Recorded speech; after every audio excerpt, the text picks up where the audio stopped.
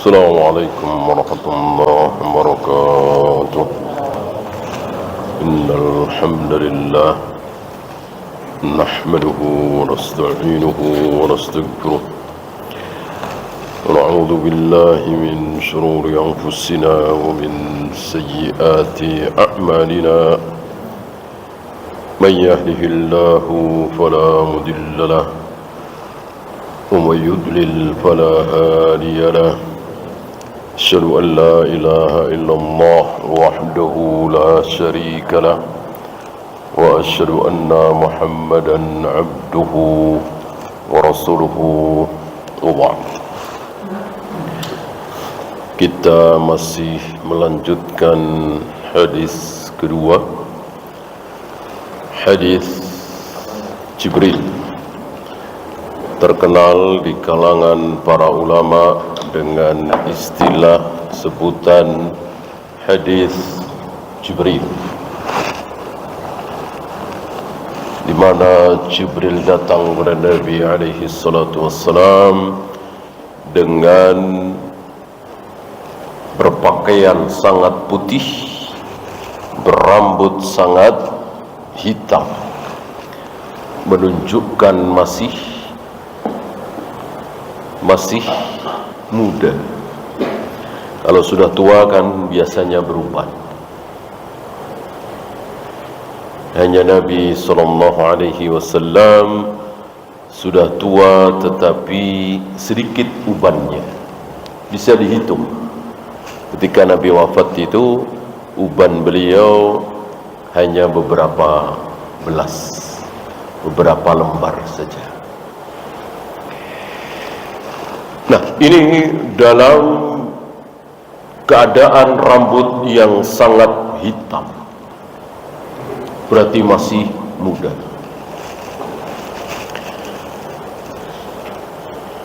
Dan dengan ucapan yang aneh, tidak ada satupun sahabat yang berani memanggil ya Muhammad. Tidak ada dan tidak boleh. Biasanya yang memanggil ya Muhammad adalah orang Badui. Orang Badui antum tahu, orang yang hidup di pelosok, bukan di kota, jauh dari pendidikan peradaban. Istilah kita kurang rasa malu. Kalau bicara keras, teriak-teriak. Ini orang Badui, Arabi. Bahasa Arabnya Arabi. Arabi ini bukan hanya Arab ya. Walaupun Amerika, Eropa, Indonesia dan seterusnya, kalau hidup di pelosok, jauh dari perkotaan, jauh dari peradaban, jauh dari pendidikan, itu namanya Arabi. Ya, mungkin tepat diterjemahkan dengan Badui. Dan para sahabat kalau ada orang Badui datang kepada Nabi, senang. Kenapa? Merasa terwakili. Karena orang Badui ini nggak ada rasa malu. Apa jadi tanya, ya Rasul begini, ya Muhammad itu nanya-nanya. Sedangkan para sahabat nggak enak, malu, takut. Sebetulnya banyak pertanyaan para sahabat itu, tapi mau ditanyakan pada Nabi itu maju mundur. Gitu.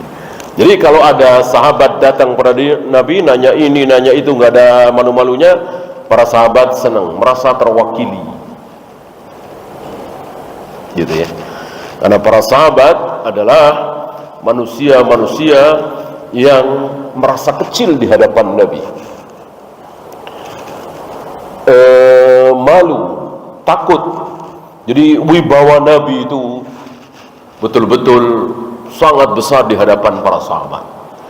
Pernah ada seorang sahabat, ini sepeninggal Nabi ya, didatangi oleh seorang tabi'in. Tabi'in kan nggak bertemu Nabi, sahabat bertemu Nabi. Setelah Nabi wafat, ada seorang sahabat yang didatangi oleh seorang tabi'in, mengatakan, tadi malam aku bermimpi melihat Rasulullah, alisnya begini, hidungnya begini, pipinya begini, rambutnya begini, begini, begini.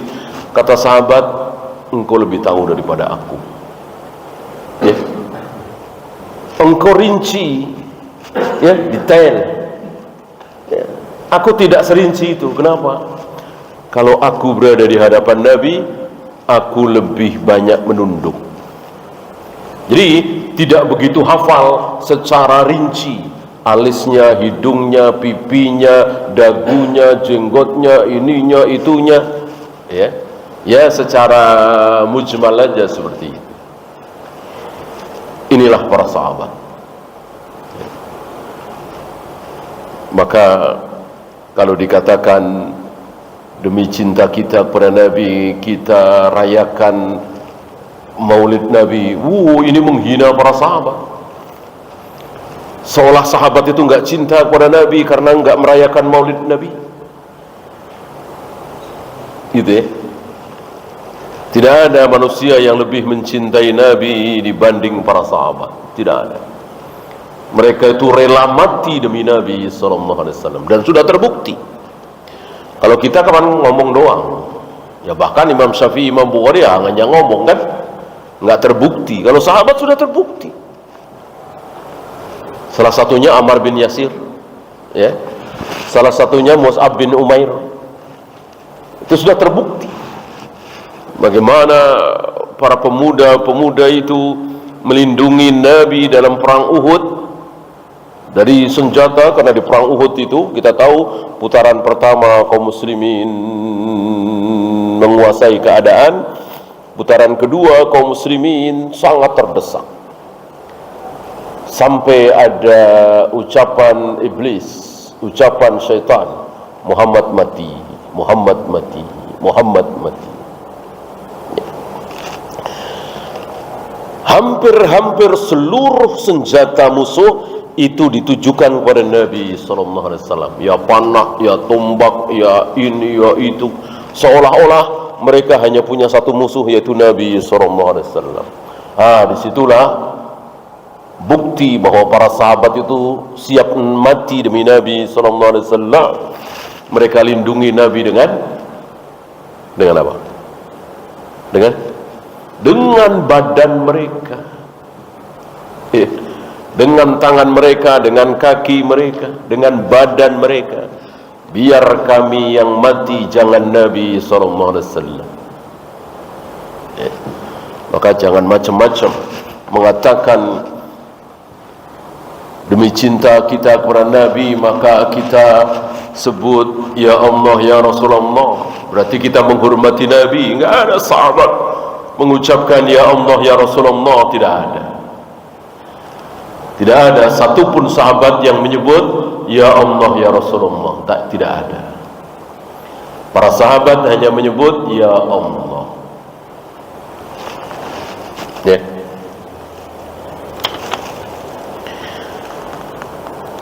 Kemudian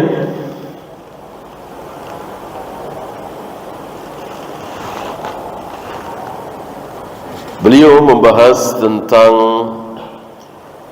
al-Islamu an tashhada an la ilaha illallah wa anna Muhammadan Rasulullah, ay tukirru wa ta'tarifu bilisanik wa qalbik, bahwa engkau harus mengikrar dan mengakui dengan lisan dan dengan hati. Maka lisan saja tidak sah. Asyhadu an la ilaha illallah wa asyhadu anna Muhammadar Rasulullah. Tapi hatinya tidak mengucapkan kalimat itu, maka tidak sah. Mana dalil? Mana dalil? Abdullah bin Ubay bin Salul. Abdullah bin Ubay bin Salul mengucapkan la ilaha illallah Muhammad Rasulullah dengan apa? Dengan lisannya. Tapi Abdullah bin Ubay bin Salul kekal di neraka selama-lamanya, fid darkil aswali minan nar, di keraknya neraka. Kenapa? Kenapa? Karena Abdullah bin Ubay bin Salul mengucapkan itu, la ilaha illallah Muhammad Rasulullah, hanya di lisan, hatinya tidak mengakui bahwa satu-satunya ilah yang disembah hanya Allah, bahwa Muhammad sallallahu alaihi wasallam utusan Allah ini tidak diakui oleh Abdullah bin Ubay bin Salul. Ya. Maka baca syahadat tanpa tahu maknanya tidak sah, walaupun fasih barangkali. Pak, cara masuk Islam gimana? Ah, gampang, ikuti saya. Asyhadu an la ilaha illallah wa asyhadu anna Muhammadar Rasulullah. Artinya tidak dijelaskan, sementara dia bukan orang Arab ya, dia nggak paham kalimat itu. Artinya apa tidak dijelaskan, maksudnya apa tidak dijelaskan, walaupun dia fasih. Anda belajar, sahkah? Tidak sah. Tidak sah. Yang tahu artinya aja nggak sah kalau tidak diimani, ya kan? Apalagi ini nggak tahu maksudnya, nggak tahu artinya. Kayak apa? Kayak beo aja. Ya. Ada kisah menarik, seorang syekh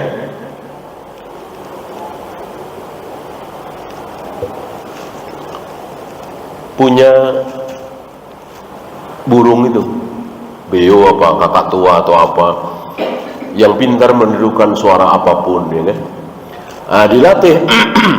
Dilatih oleh tuannya ini, la ilaha illallah, bisa, ya, bisa, la ilaha illallah, hampir tiap hari si burung ini mengucapkan la ilaha illallah. Satu ketika burung ini diterkam kucing apa anjing gitu, ya? Itu teriak-teriak, ngek teriak, akhirnya mati. Ketika sekarat, ngek saja, suara burung lah, tidak mengucapkan la ilaha illallah. Ini seorang syekh ini menangis, mengambil pelajaran. Ini tiap hari mengucapkan la ilaha illallah, di saat dibutuhkan yaitu sekaratul maut tidak mengucapkan la ilaha illallah. Jangan-jangan saya seperti itu, ya, lalu menangis. Jangan-jangan saya seperti itu, di saat sakaratul maut dibutuhkan man akhiru kalamihi la ilaha illallah, malah mengucapkan kalimat yang lain, ya. Maka disinilah kita disuruh tolong menolong, disuruh bantu membantu. Ketika ayah kita, ibu kita, kakek kita, teman kita, istri kita, suami kita sakaratul maut, kita disuruh mentalqin, kita bantu, karena mereka kan lemah, mereka sedang lemah. Orang lemah biasanya akan menirukan apapun yang dia dengar, ya. Nah, kenapa si burung ini di saat dibutuhkan dia justru tidak mengucapkan la ilaha illallah? Ya dia nggak tahu maksudnya apa. Maksud la ilaha illallah itu apa? Dia nggak tahu, ya. Jangan sampai kita nggak tahu maksud la ilaha illallah lalu kita bernasib seperti burung itu, waliyadu billah, na'udzubillah min dzalik.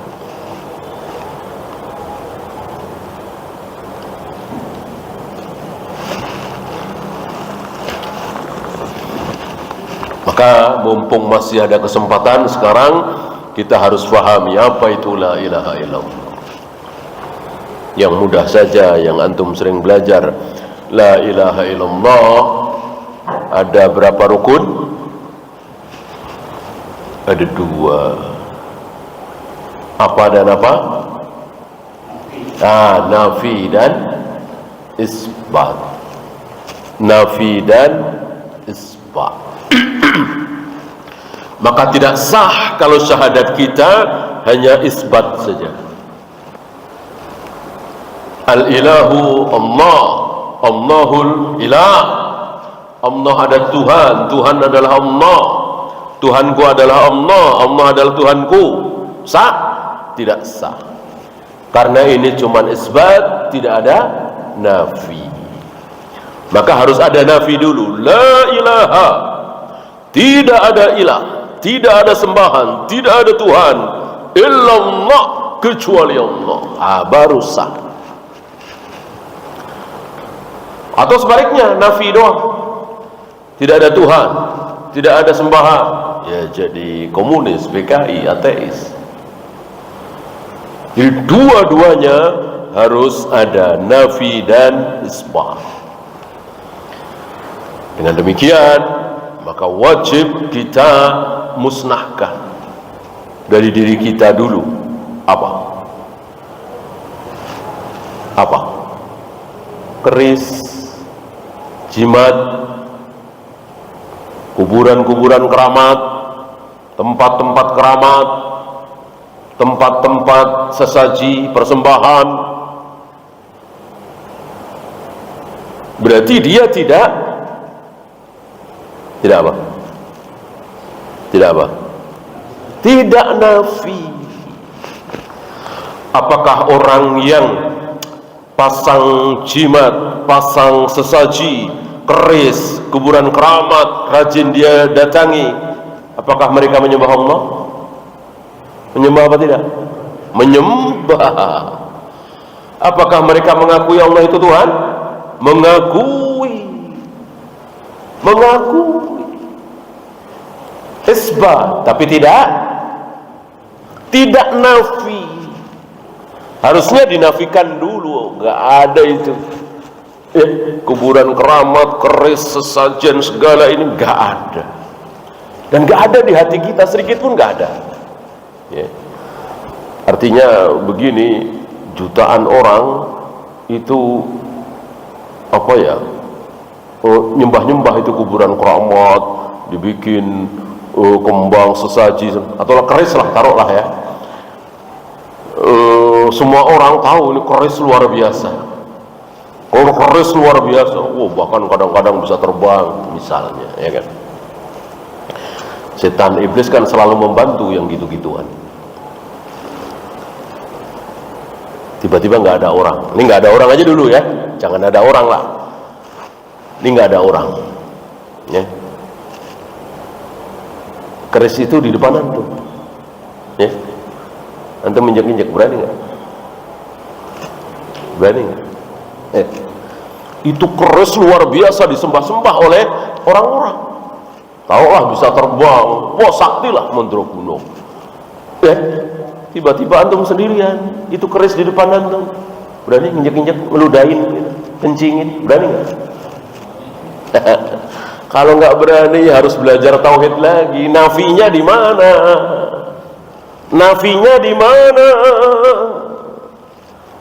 Nggak ada itu kekuatan-kekuatan kayak gitu. Ketika mereka melihat keris bisa terbang, mereka sedang dibohong-bohongi oleh setan, oleh iblis. Ya, yang apa istilahnya magic. Jangan takut. Ya. Kita nggak perlu belajar ilmu kebal, nggak perlu. Cukup tauhid cukup. Ketika tauhid itu mengguncang di dada kita, nggak perlu belajar gitu-gituan. Kalau tauhid itu tidak menghunjam, ya perlulah. Ya. Banten 7 tahun, Cirebon 5 tahun, ya. Nyari ilmu yang gitu-gituan, pulang PD, ya, jimatnya berjejer, ya, yang wafak, yang hizib, yang ini, yang itu. itu menunjukkan mereka tidak belajar tauhid, rusak tauhidnya. Pasti kalah insya Allah dengan tauhid. Tidak usah gitu-gituan belajar tauhid, selesai. Dan ini sudah dialami oleh Syekhul Islam Ibn Taimiyah. Berapa kali ditantang oleh dukun-dukun itu, hancur semua. Emang Ibn Taimiyah belajar ilmu gitu-gituan? Enggak. Belajar tauhid. Sama dengan kita belajar tauhid, kita harus belajar tauhid. Sama dengan para sahabat tabi'in, atba'ut tabi'in, semuanya belajar tauhid. Dengan demikian nggak akan takut dengan hal-hal seperti itu. Orang nggak percaya nggak ada, itu dibohongi setan, dibohongi iblis. Masuk kita kalah sama apa itu? Kalah sama bule, ya? Bule ngelihat kayak gitu juga ketawa, gitu ya? Bule mungkin berani nendang-nendang keris kayak itu. Orang nggak percaya, malah kita nggak berani, aneh. Bule kan nggak percaya yang gitu-gituan. Ya cuman mereka nggak percaya dengan hal yang gaib. Kalau kita kan percaya dengan hal yang gaib, kekuatan Allah, ya. Nah, mereka nggak percaya. Allah nggak percaya, yang gitu-gituan nggak percaya. Ya. Nggak percaya yang gitu-gituan, nah itu benar. Ya. Berarti bule-bule kafir itu lebih baik daripada kaum muslimin yang percaya gitu-gituan. Dalam hal itu ya, dalam hal itu lebih baik.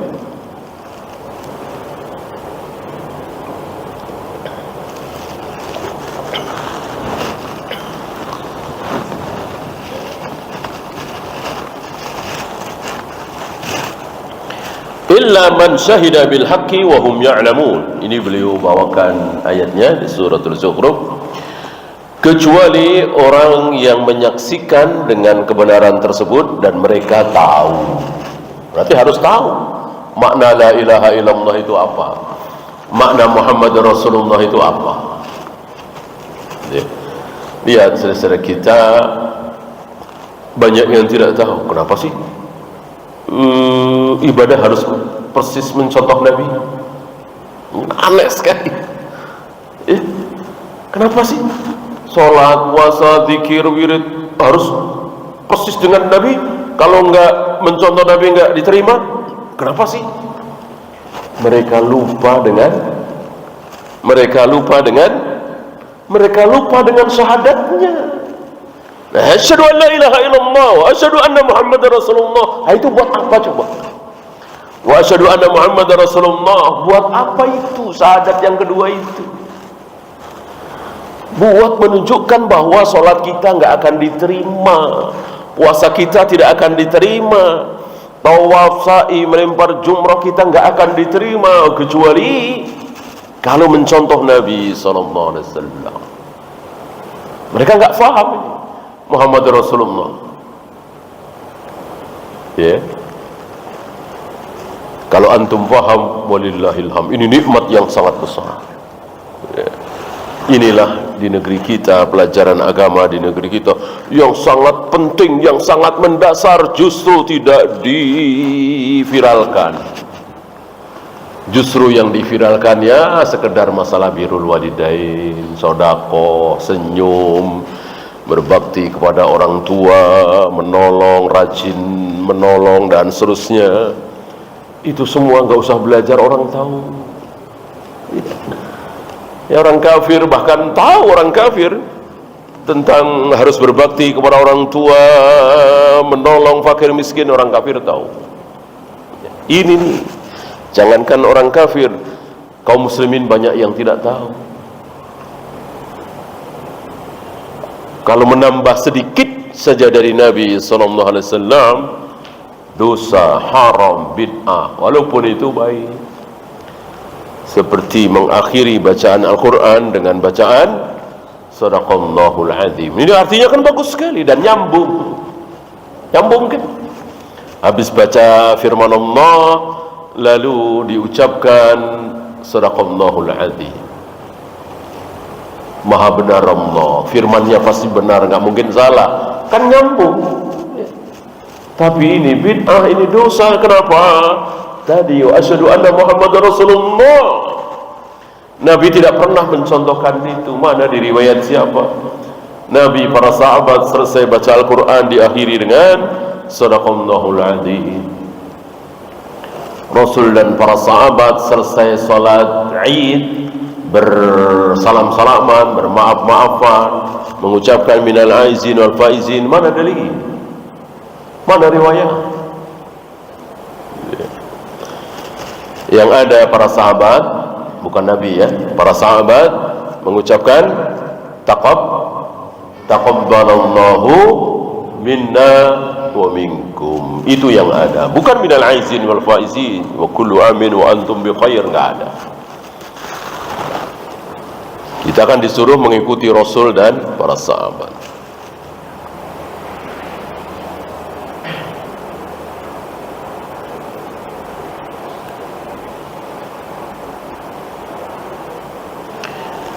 Wa anna Muhammadan Rasulullah. Beliau mengambil ayat di suratul Baqarah. Rabbana, ini doa Nabi Ibrahim dan Ismail setelah beliau berdua selesai membangun Ka'bah. Rabbana wab'ats fihim, ini salah satu doanya ya, ada lumayan panjang. Ini salah satu doanya. Rabbana wab'ats fihim rasulan. Ya Allah, utuslah di tengah-tengah mereka seorang rasul. Bukan rusul, tapi rasul. Artinya satu saja. Ya Allah, utuslah di tengah-tengah mereka. Mereka siapa? Mereka siapa? Penduduk Mekah. Ya Allah, utuslah di tengah-tengah penduduk Mekah ini. Ka'bah di Mekah kan? Rasulan, seorang rasul. Minhum, dari mereka. Rasul itu tidak pernah dari luar. Ya. Beda dengan ulama, mubalik, ustadz, lahir di Surabaya, ngajar dan menetap di Jakarta, bisa. Para ulama seperti Imam Syafi'i kecil kan di Mekah, kemudian ke Madinah, kemudian ngajar di Baghdad, meninggal di Mesir, tidak masalah. Adapun para nabi, para rasul tidak. Para nabi, para rasul diambilkan dari umat tersebut. Untuk kaum 'Ad, Nabi pilih, Allah pilih Nabi Hud. Siapa Nabi Hud? Termasuk kaum 'Ad itu sendiri. Untuk kaum Samud, Allah pilih Nabi Saleh. Siapa Nabi Saleh? Kaum Samud itu sendiri. Untuk Bani Israel, Allah pilih Nabi Musa, Nabi Isa, Nabi Yahya, Nabi Zakaria, terus semuanya itu dari Bani Israel. Seluruh para nabi, para rasul adalah Bani Israel, kecuali seluruh para nabi, para rasul adalah Bani Israel, kecuali Nabi Muhammad sallallahu alaihi wasallam. Beliau bukan Bani Israel, tapi Bani Ismail. Ismail dengan Israel sama-sama keturunan Nabi Ibrahim. Nabi Ismail langsung anaknya Nabi Ibrahim. Sedangkan Nabi Israel cucu ya. Israel nama lainnya Ishak, bapaknya Yakub, kemudian Ibrahim ya.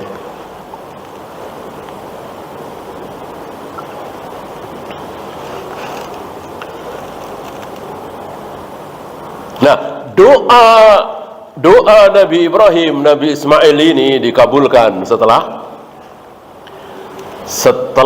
ribuan tahun. Ya. Dari Nabi Ibrahim, Nabi Ismail berdoa sampai diutusnya Nabi Muhammad SAW ribuan tahun.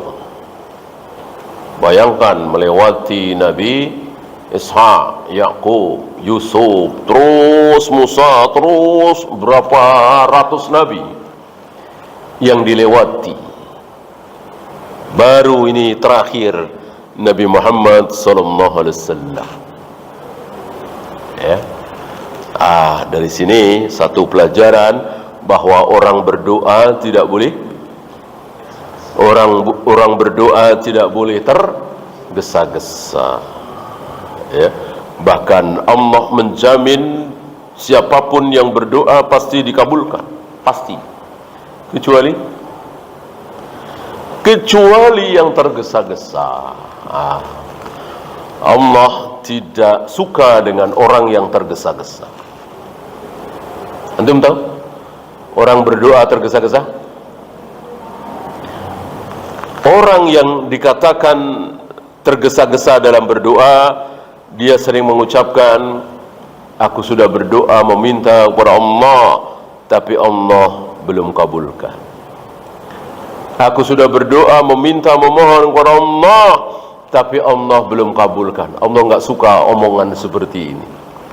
Maka jika antum 7 tahun ini, 10 tahun ini, 15 tahun ini meminta sesuatu dan belum dikabulkan, diam. Jangan ngomong-ngomong. Ya. Kalau antum ngomong-ngomong, Allah enggak suka. Antum bagian dari tergesa-gesa. Lihat, ini ribuan tahun baru dikabulkan. Ya, kan bukan maunya Nabi Ibrahim, Nabi Ismail. Ya Allah, utuslah seorang Rasul nanti 3000 tahun lagi, ya Allah.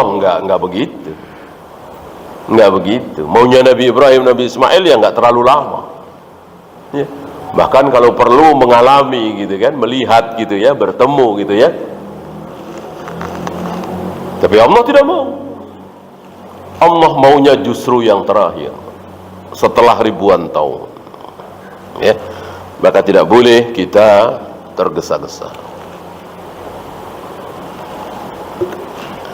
Termasuk tergesa-gesa apa?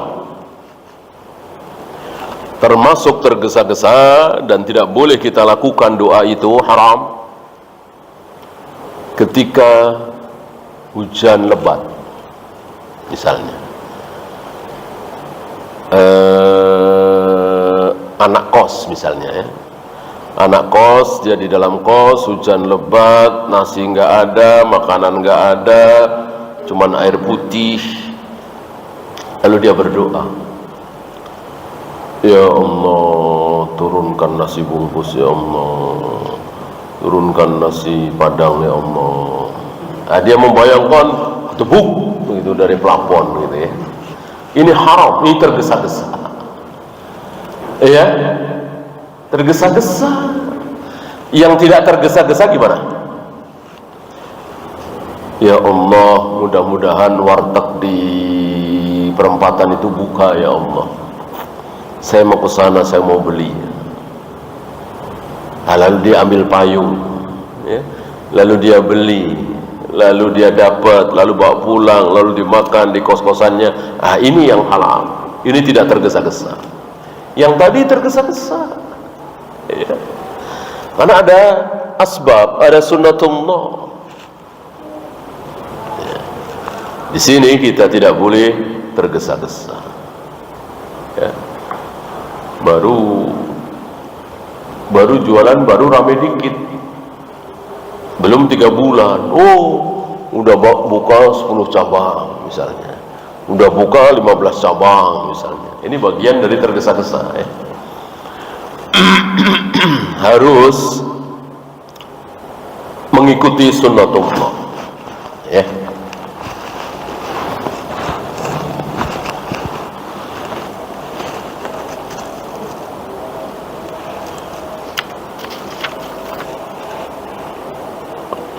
Kemudian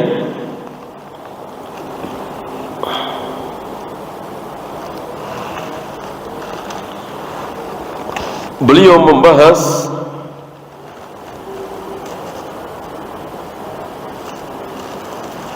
man akhiru kalamihi la ilaha illallah dakhala al-jannah. Barang siapa yang akhir ucapannya di dunia adalah la ilaha illallah, maka dijamin masuk surga. Pertanyaan, apakah cukup la ilaha illallah? Apa ditambah Muhammad Rasulullah? Jawabnya, la ilaha illallah saja. La ilaha illallah saja. Sesuai dengan sabda Nabi SAW. Kenapa? Karena Muhammad Rasulullah dia sudah yakin dan dia sudah tidak mungkin sholat lagi, puasa lagi, udah sakaratul maut kan, sudah akhir kehidupannya di dunia. Ya.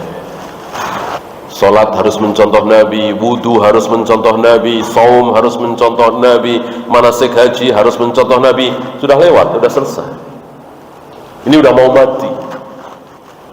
Maka cukup dengan la ilaha illallah.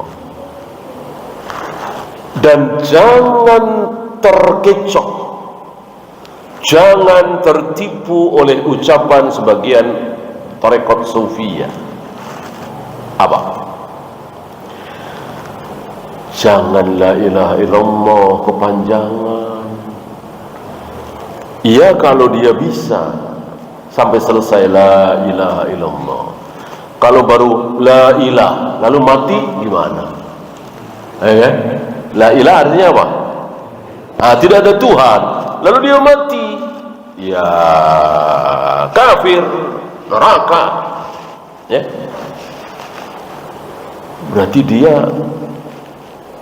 Berarti dia lebih pintar dari Nabi sallallahu alaihi wasallam, mengkritik Nabi alaihi salatu wassalam. Ya. Berarti Nabi bodoh dong mengajarkan sesuatu yang keliru. Ya. Ini mengada-ada. Ya. Ada itu, saya pernah dengar orang mengucapkan seperti itu. Saya kira antum pernah dengar juga. Ya. La ilaha illallah kepanjangan, takutnya begitu. Baru la ilah mati. Makanya cukup Allah saja. Allah, Allah, Allah. Allah, Allah, Allah.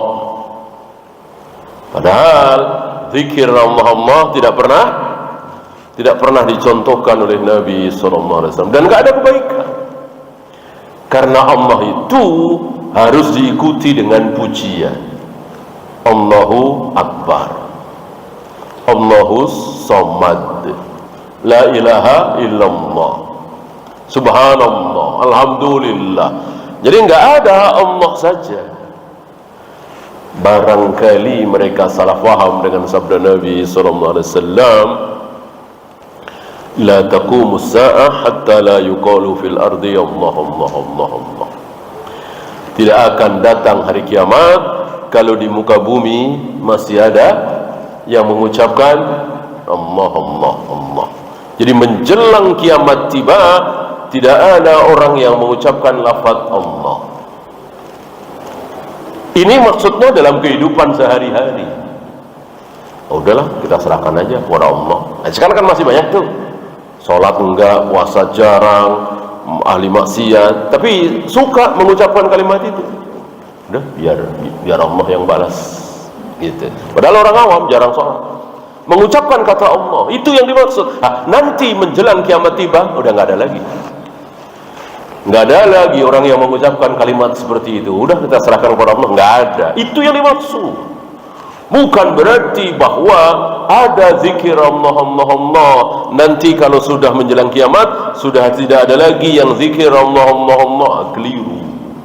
Ini salah faham. Sekali lagi, tidak ada zikir Allah, Allah, Allah. Berarti bid'ah. Bid'ah. Kullu bid'atin dalalah wa kullu dalalatin finnar.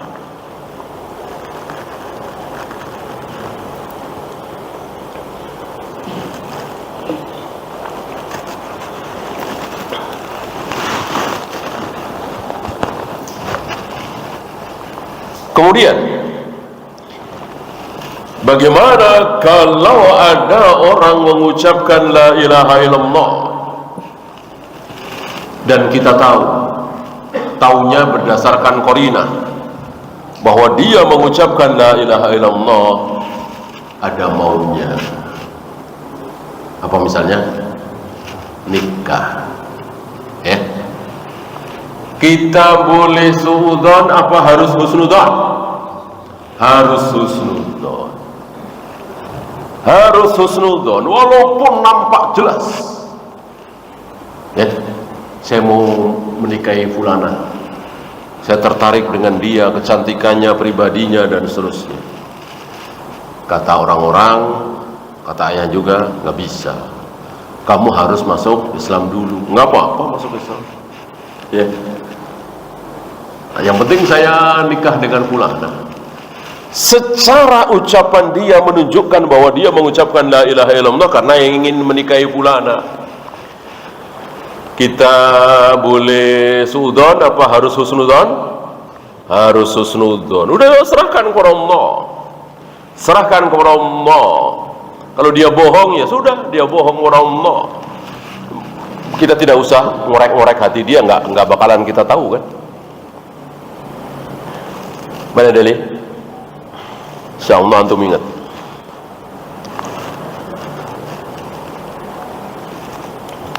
Dalilnya adalah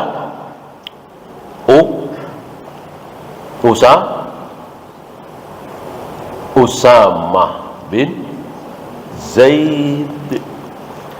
Usamah bin Zaid dalam sebuah peperangan itu biasa, dalam peperangan tawuran kan akhirnya duel ya, 1 lawan 1. Nah, musuhnya Usamah ini sudah terlempar pedangnya, dia lari, dikejar oleh Usamah dan kena. Ya. Tinggal mengayunkan satu pedangnya mati. Tiba-tiba sebelum Usamah mengayunkan pedangnya, si kafir ini mengucapkan la ilaha illallah, asyhadu an la ilaha illallah, asyhadu anna Muhammadar Rasulullah. Mereka umumnya tahu masuk Islam itu caranya begitu, dan kalau sudah muslim nggak boleh dibunuh kan gitu. Ya. Usamah bin Zaid meyakini si kafir ini mengucapkan la ilaha illallah karena ingin selamat dari pedangku, nggak pengin nggak ikhlas. Ya. Maka dibunuh sekalian. Karena bagi Usamah, orang ini masuk Islam karena tidak ikhlas dari hatinya. Kisah ini sampai kepada Nabi SAW. Nabi senang apa marah? Marah semarah-marahnya. Marah semarah-marahnya. Ya. Ataqtulu man qala la ilaha illallah? Ataqtulu man qala la ilaha illallah? Engkau bunuh orang yang sudah mengucapkan la ilaha illallah? Engkau bunuh orang yang sudah mengucapkan la ilaha illallah? Diulang-ulang pertanyaan ini. Gemetar Usamah bin Zaid. Ya, sampai dia membayangkan, menghayalkan seolah dia baru saja masuk Islam. Ya. Lalu Usamah mengatakan supaya terlepas dari kemarahan Nabi, ya Rasul, dia mengucapkan la ilaha illallah hanya karena takut dengan pedangku supaya tidak aku bunuh. Nabi makin marah. Engkau sudah buka dadanya, engkau lihat hatinya bahwa dia betul-betul mengucapkan la ilaha illallah karena hanya takut dengan pedangmu. Istifham lil inkar, sebuah pertanyaan yang tidak perlu dijawab, enggak membutuhkan jawaban. Karena memang untuk mengingkari ucapan Usamah bahwa apa yang engkau simpulkan tidak benar. Tidak benar. Ya. Tidak boleh mengorek hati manusia. Ya. Saya kira seluruh sahabat tahu kemunafikan Abdullah bin Ubay bin Salul tadi. Nabi lebih cerdas, lebih pintar, lebih jeli daripada para sahabat, lebih tahu lagi. Tapi nggak peduli. Mati disolati. Ya. Walaupun akhirnya dilarang oleh Allah, ya kan? Sebelum dilarang disolati oleh Nabi SAW. Bahkan ketika ada pilihan, ya, engkau mintakan ampun atau tidak sama saja. Engkau mintakan ampun 70 kali, aku tidak akan mengampuni. Rasulullah mengatakan, aku diberi pilihan, mintakan ampun boleh, tidak boleh, aku memilih memintakan ampun. Luar biasa ya. Dan Allah mengatakan 70 kali aku mintakan ampun, Allah tidak akan mengampuni. Siapa tahu 71, 72. Luar biasa. Padahal beliau dibikin susah oleh Abdullah bin Ubay bin Salul. Gak ada dendam beliau, gak ada dendam. Ketika mati didoakan oleh Nabi sallallahu alaihi wasallam. Ini akhlak yang luar biasa. Wallahu a'lam. Itu saja malam ini, belum ada soal jawab. Kita akhiri. Subhanakallahumma bihamdika asyhadu an la ilaha illa anta astaghfiruka wa atubu ilaik. Assalamualaikum warahmatullahi wabarakatuh.